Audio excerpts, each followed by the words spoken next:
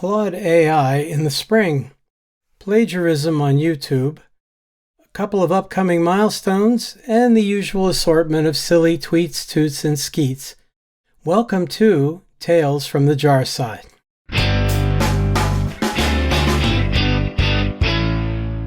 Welcome everybody, my name's Ken Cousin. This is the video version of my weekly newsletter, Tales from the Jar Side. You may have noticed a slight addition this week. I'm decided to wear a hat. I am getting concerned that my lack of hair is blinding everybody on the video. And I thought I would at least do something to moderate that. Now you can see this is actually my good old Cousin IT hat there with the logo and everything. Who knows, maybe someday it will become branded merch.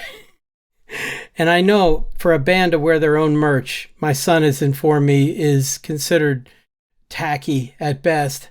But hey, it's the hat I had lying around, and I'm going to go with it today. But if you want to send me some feedback, feel free to be my guest. Let's take a look at the newsletter. So welcome, fellow jarheads, to Tales from the Jar Side, the Cousin IT newsletter for the week of December 3rd through 10th, 2023.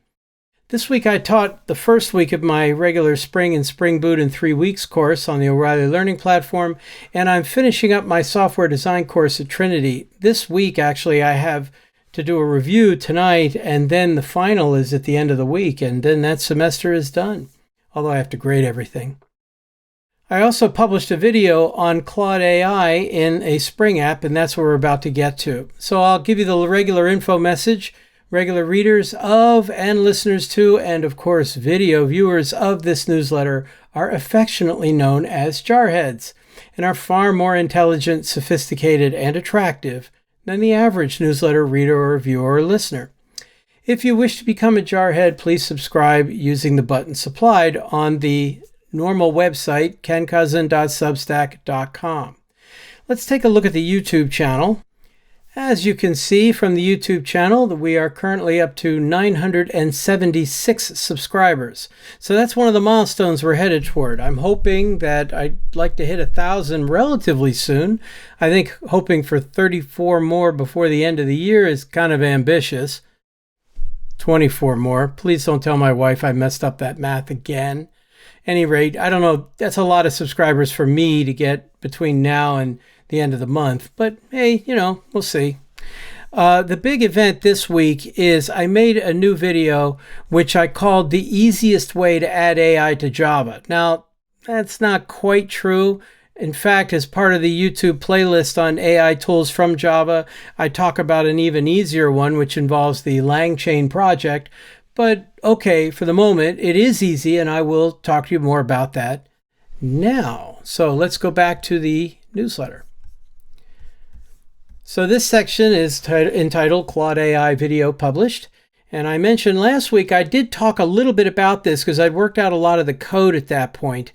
And this week I finally made the video. So here's the video, and it's got the nice little, the thumbnail there that was generated by DALL-E. I suppose I should put in a caption in general, I should put the text prompt that was used to generate that. I'll see what I can do with that.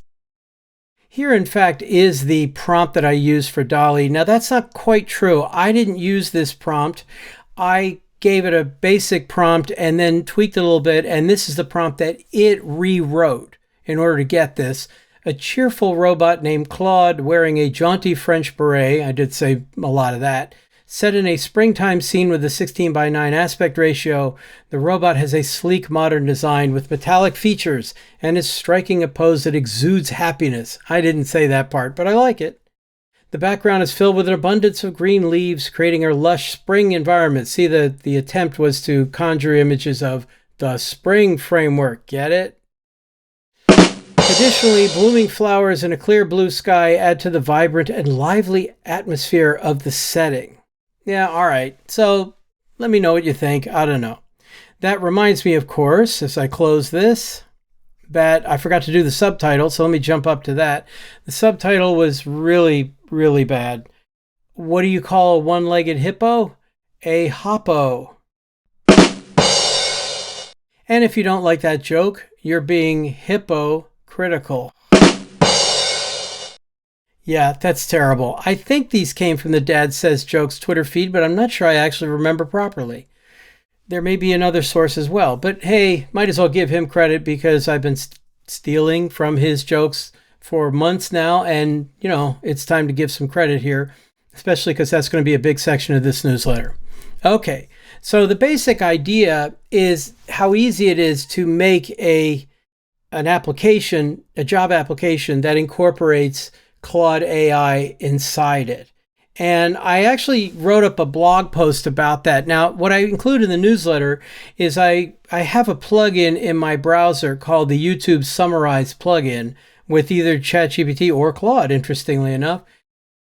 And that makes me wonder why I didn't use Claude to generate its own bullet point summary. Okay, hang on a sec, and I'll be right back. Let's take care of that.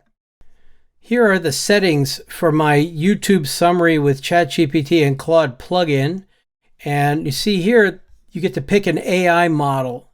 And the default is GPT 3.5.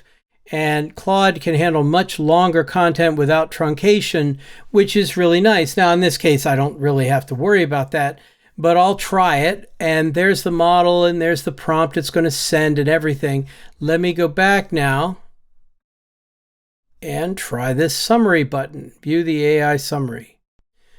So what you can see happen here is the plugin opened up my Claude access at Claude.ai, and it generated a simple transcription of the video all the way down to the bottom where it even said it transcribed the music at the end. The Tales from the Jar Side theme song, if you will. And here's the 5 bullet point summary. Demonstrates connecting Claude API from Java using Spring Boot's new REST client feature. Shows it is very simple with just a request response record, an interface, and configuring the client. To use Claude, you need to request API access. That's right. The Claude API requires requests to be formatted with human and assistant tags surrounding the prompt.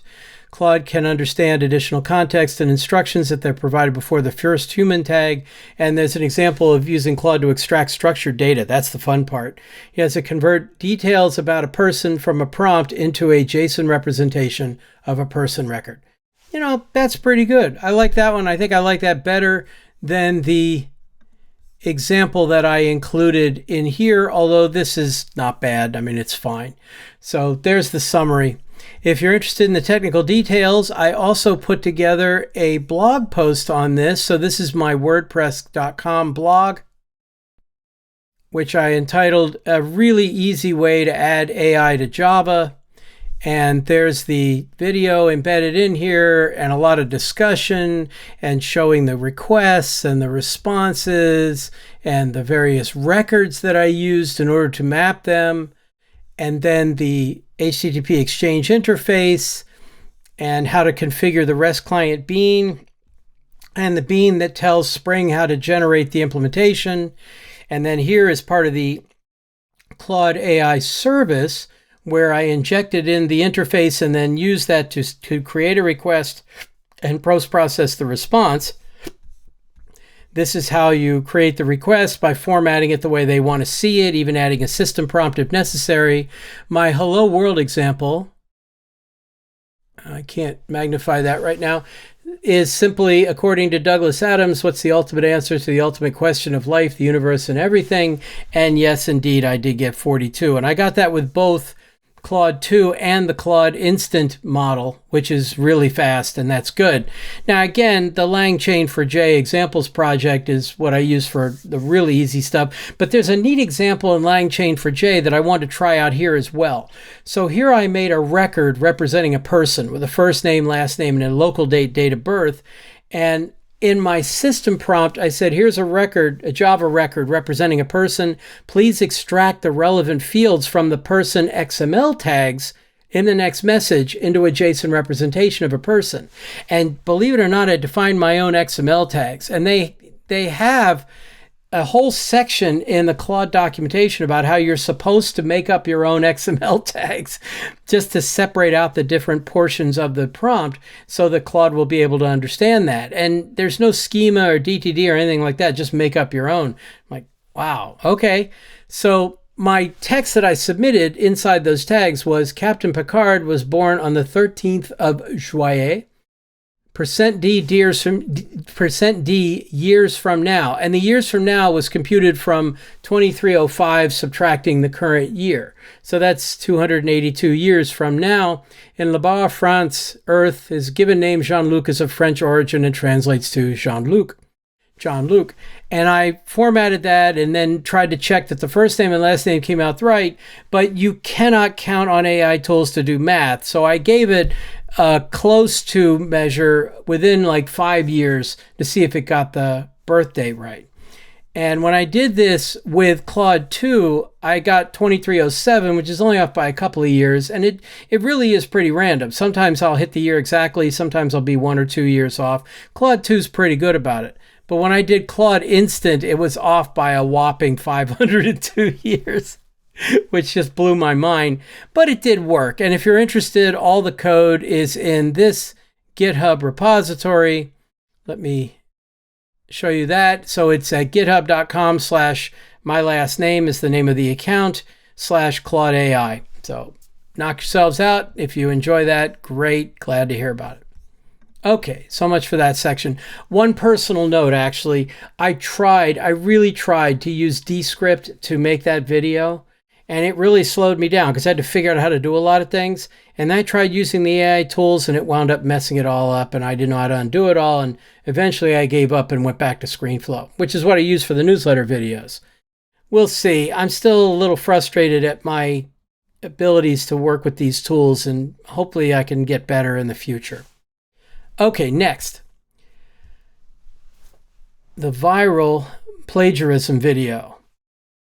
If you were connected to the internet at all, or certainly in YouTube, then there was some major drama going on.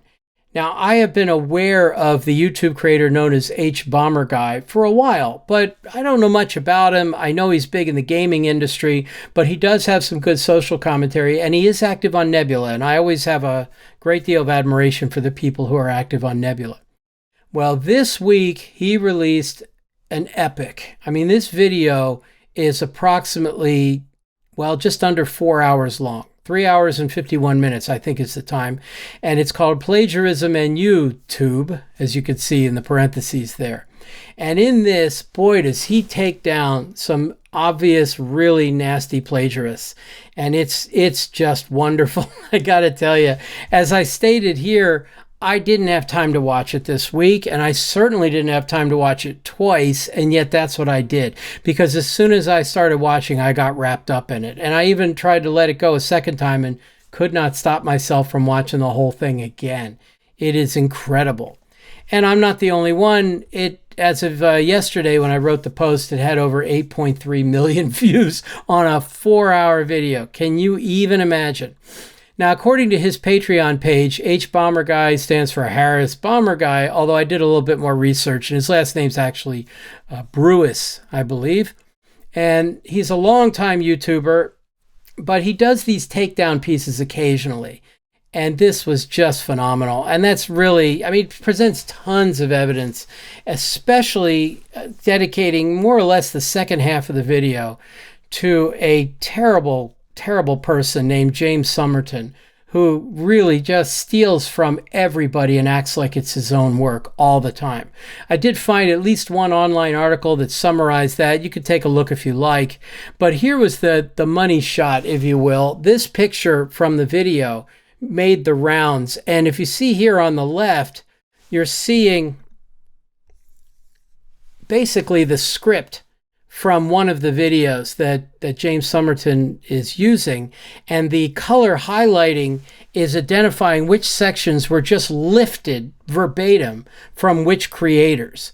And the sections that are in white apparently weren't lifted from anybody, but the truth is, as of the time he published that, we just didn't know which other creators he happened to have lifted that from. Because it's clear he doesn't write anything. He just reads other people's work and pretends like it's his own. And in fact, some of these people were, quote, acknowledged the cheap way of doing it, which is to simply have a list of links in the in the description, which is hardly sufficient because you don't know which part goes to who unless you track all these pieces down. And as I say, everything is written in such a way that it makes it sound like it's all his own work when it's not. And it's just incredible how long this guy's been getting away with this, especially because he has a tendency to sick all of his followers on anybody who criticizes him. So just terrible. So that's just the tip of the iceberg. I do recommend the video, partly because it is kind of fun to see, you know, puffed up, arrogant people like that, you know, taken down a peg or two. But it's also a masterclass in video production. It is not nearly as depressing as you would think from the topic. He's very entertaining. Harris is. He's really, really good at this. And there's tons I could learn from him, I think, or I'm going to be trying anyway. Now, to get to the personal stuff, being that this is my newsletter and you could find summaries and information about those videos anywhere you like, I've always worried about plagiarism. Now, I'm not worried about people stealing my work. I pretty much give away everything anyway. I'm an open source advocate. Now, my books I'm a little concerned about because people will take them and put them on third-party book sites that are just really unscrupulous, you know, that don't have any right to be selling those books. And when I stumble across something like that or somebody lets me know about that, I forward the link to the publisher and they send a takedown notice or what have you. But there's so little money involved for my books that honestly, I feel like I'm better off having a bigger audience from people actually reading it. I'd probably be better off just giving the books away and getting a bigger potential crowd of people who are interested in hearing me speak or wanting my training or whatever than restricting it by a fee. But so in other words, it's not so black and white. It's a complicated issue there. No, what I'm worried about with plagiarism is me inadvertently stealing things from people, and not inadvertently, but being lazy about it. That I quote somebody and I forget to say who it came from, or I repeat something that I heard somewhere and don't mention that I heard it somewhere. I try not to do that, except for one place. I'm really bad about identifying where jokes come from. And I have a section in my newsletter every week where I have a subtitle that's a gag, and then I have all the tweets and toots at the bottom. And I try to identify where those come from, but I don't know if it's sufficient. Now, what makes me rationalize this, that I'm not doing too badly here, is first of all, there's no money involved. I'm not trying to take other people's work and sell it. I'm even being very careful about not claiming that any of this is mine directly or any of the stuff I use. Although the subtitle in the newsletter, I think I've been a little sloppy about that. I have to be a little more careful to say I've heard this joke or something. Jokes are notorious because jokes, everybody quotes somebody else's joke and they rarely say where they came from. And honestly, if I said I heard it from so-and-so, I have no idea that that person wrote it either. That's just a hard problem, and I'm not sure what the right answer to that is. But I worry about it. So I mention it. I will try to be a little bit more careful in the future, making sure you're aware of where these things come from. So I will say that most of the jokes in the subtitles for me come from that Dad Says Jokes Twitter feed. It's a very reliable source, even though I think a lot of his jokes are repeats as well. Sometimes I give attribution. Most of the times I haven't done it. The Tweets, Toots, and Skeets section is copied from their respective sources, which I try to leave in unless it's an image that I'm thinking they just retweeted, and then I just include the image alone. And hopefully there's some credits on the image itself. But I do not claim that I came up with any of those images or any of those gags. So, okay. Now, Harris didn't get to the whole issue of AI-generated content until like 3.5 hours into his almost 4-hour video. He did get there, however, and people just frankly call those AI tools as plagiarism machines, you know. Now that too is a complicated issue. Because again, it's just, is that fair use? Is it reading it and it's not repeating the output exactly? It's interpreting it and guessing what the next words are. So it's not good. I mean, it's certainly a dicey question, but those tools are so incredibly useful to me, especially with code, that I find them incredible. And plus, I have to acknowledge, you know, we're not going to be able to stop this. This is already happening. But the irony for me is if Somerton had simply waited until he had access to those tools, he never would have been caught, because he could just take anybody's stuff and say to ChatGPT or whatever, hey, rephrase this and change the tone or whatever, or give it some parameters, and it will. And then he's just stealing anyway. So I expect the next generation of serial plagiarists, as they say, to be a lot harder to detect. The ones that make those so-called headless videos where they actually bring in a synthetic voice to read them to you, those are the worst, and I just try to avoid those all the time. But when there's money to be made, you're going to have problems. And right now, one of the things that's sparing me from a lot of this is I'm not big enough to have any money involved. There's not enough stuff for me to tempt anybody at the moment. But I know this is coming, and it's going to be a big issue in the future. Okay, a couple of smaller pieces. I mentioned the milestone about the YouTube channel. When I wrote this, I was at 968 subscribers, and now apparently I'm up to 974, I guess it was. So that's really nice. I think that was the number, wasn't it? 976, as it turns out, which is remarkably good. I mean, if I keep adding them at that rate, but no, that way lies madness, so I'll back off of that. However, if you look at this newsletter, now I'm doing it as the YouTube version, but the actual newsletter hosted on Substack is a handful of subscribers away from 2,000. Now, I have to point out how passive-aggressive Substack is about this, because they put up here, yes, you have 1995 subscribers, but 0 of them are paid, which I know that. I'm not charging. But boy, they really want me to go paid, don't they? And they're not real subtle about it. Rumor has it that if you do go paid on Substack, you should expect an approximately 5 to 10% conversion rate, which means at most I would get like 200 paid subscribers. And if I was to charge $100 a year, which sounds like a lot to me, that's $2,000 a year. I don't think that's worth it to alienate everybody else. Now, I may wind up going paid at some point, but I would only do that if I added issues so that I didn't just write once a week. I wrote multiple times a week and left the Sunday version free, as always, because I always promised I would. So I'll let you know if something happens there, but I like round numbers as much as the next person, and we'll see. I'll let you know, hopefully in next week's newsletter, that if I gain 5 more subscribers, I will put something about it in there. Okay, I gotta say though, let me put in my thanks here. This is a company newsletter on a one-person company. I'm still amazed anybody is here at all, willing to listen to me do this. I do see this as some work, putting out a newsletter every Sunday, but I really like it, and I'm really enjoying it. And it's great to have an audience to say some of these things too, that isn't just throwing it out into the void and seeing what happens. I really am glad that this is going out to a group of readers who is willing and actually subscribed to be here. And that's good enough for me at this point. I mean, again, we'll see what the future brings, but so far it's a lot of fun. And then I get to make the video version every Monday. All right, let's go on to the tweets and toots and skeets, etc. So this one I called Tears, and I got this from Mastodon. Can't seem to magnify there. It says onions, and this one took a little bit of explanation. You see the grocery list has eggs, corn, tomatoes, onions, rice, some kind of milk. I can't really read that. ANYX, milk? What the heck is that?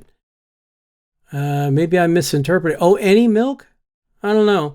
Bread and whatever. And the one that's being about to be removed, the one that's highlighted, is onions. And then there's a Control X, which you have to realize means cut. And then there's tears because, of course, he's slicing onions. He cut out the onion. So I thought that was funny. It took me a moment, but I liked it. This one on the Bronte sisters, it says, I'm going to write a book that documents common phrases, imagery, and ideas used in both Wuthering Heights and Jane Eyre. I've never actually said it out loud. It will be the world's first Brontosaurus. Oh, goodness gracious. Yeah, ouch. Oh my goodness. I love it. It was great. I had to look in Wikipedia. I knew there was more than 2 sisters. So Anne, Emily, and Charlotte in that order, apparently, in the birth order. So somehow this post needed to include a book by Anne, but I don't think any of Anne's books are as famous as those two. But still, getting a dinosaur joke out of that, that's just fantastic. And then I put in, speaking of dangerous women, please don't accept friend requests from my parents. They have been hacked. Lizzie Borden. Because of course it is. Yeah. Oh, wonderful. Wonderful. Can't believe it's another one of those. It's like, oh, I wish I'd thought of that. This one says, tips to become a better conversationalist. Lesson 10, ask people questions that give them an opportunity to talk about themselves. And the example is, what the hell is wrong with you? I'm way too much of a coward to use that in practice, but boy, that was great. And see how I did put in the copyright statement? Boy, that's been around for 10 years. How about that? So again, I don't know. I don't remember who tweeted it. I just grabbed the image. That would certainly start a conversation. The next one says, on a related note, overheard, dude, I think the squirrels in your head have chewed through the wires. Of course, they get electrocuted. That wouldn't be good, but I'll see about that one. And then this Venn diagram was reposted from the Mastodon feed, mostly harmless. It's a little hard to read, but up in the right, we've got Fahrenheit 451, and then down here we have A Handmaid's Tale, Brave New World on the left, and in the upper left, it's hard to read, but it says 1984. So there's Lord of the Flies and Logan's Run, Soylent Green, and Clockwork Orange. And then in the next section, it's The Matrix, Animal Farm, Brazil, and Gattaca, one of my favorite movies.